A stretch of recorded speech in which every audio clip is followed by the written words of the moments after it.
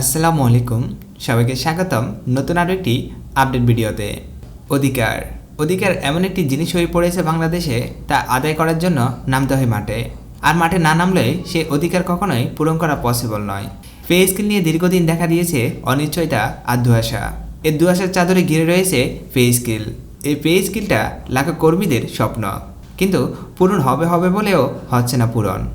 তাই তো এবার শিক্ষকগণ মাঠে নামার প্রস্তুতি নিয়েছে। তারা কেনই বা কী কারণে মাঠে নামবে, আজকের এই ভিডিওতে আপনারা তা বিস্তারিত জানতে পারবেন। তো বন্ধুরা, সম্পূর্ণ ভিডিওটির সাথে থাকুন। আর চ্যানেলে নতুন দর্শক হয়ে থাকলে চ্যানেলটি সাবস্ক্রাইব করে পাশে থাকা বেল বাটনটি অল করে দিন। নির্বাচনের আগে নবম জাতীয় পে স্কেলের গ্যাজেট জারির দাবি এবার আন্দোলনে নামার ঘোষণা দিয়েছে এমপিওভুক্ত শিক্ষক জাতীয়করণ প্রত্যাশী জোট।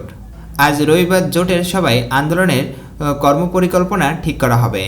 জোটের সদস্য সচিব অধ্যক্ষ দেলোয়ার হোসেন আজিজি বলেন, এই সরকারের আমলে পে স্কেলের গ্যাজেট জারি করতে হবে।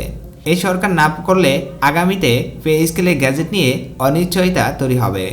এমনকি পে কমিশন সুপারিশের আলোর মুখ দেখতেও না পারে। সেজন্য এমপিওভুক্ত শিক্ষক জাতীয়করণ প্রত্যাশিত জোট আন্দোলনে নামার সিদ্ধান্ত নিয়েছে। অধ্যক্ষ আজিজি বলেন, আন্দোলনের কর্মপরিকল্পনা চূড়ান্ত করতে আজ রাতে আমরা সবাই বসতে যাচ্ছি। সবাই সংবাদ সম্মেলনে মানববন্ধন সহ একাধিক কর্মসূচি নিয়ে আলোচনা করা হবে। সংগঠনের সবাই আলোচনার করে কর্মসূচি চূড়ান্ত করবে। এদিকে নবম পে স্কেলের বিশ্ববিদ্যালয় সহ সব পর্যায়ে শিক্ষকদের আলাদা বেতন কাঠামো, স্বতন্ত্র বেতন স্কেলের দাবি দিয়েছিল। বিষয়টি নিয়ে প্রাথমিক বা ইতিবাচক সাড়া দিয়েছিল পে কমিশন। তবে সুপারিশ জমা দেওয়ার শেষ প্রান্তে শিক্ষকদের স্বতন্ত্র বেতন কাঠামো নিয়ে বড় ধরনের দুঃসংবাদ দিয়েছে কমিশন।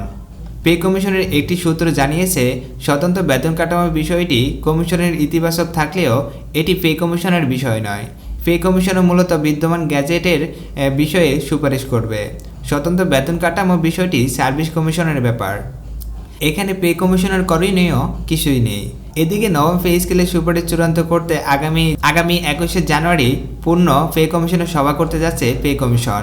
এর আগে আরেকটি সভা হওয়ার কথা রয়েছে।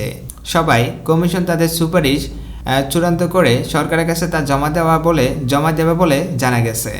তো বন্ধুরা, ভিডিওটি ভালো লাগলে একটি লাইক করুন। আর চ্যানেলে নতুন দর্শক হয়ে থাকলে চ্যানেলটি সাবস্ক্রাইব করে পাশে থাকা বেল বাটনটি অল করে দিন। ধন্যবাদ।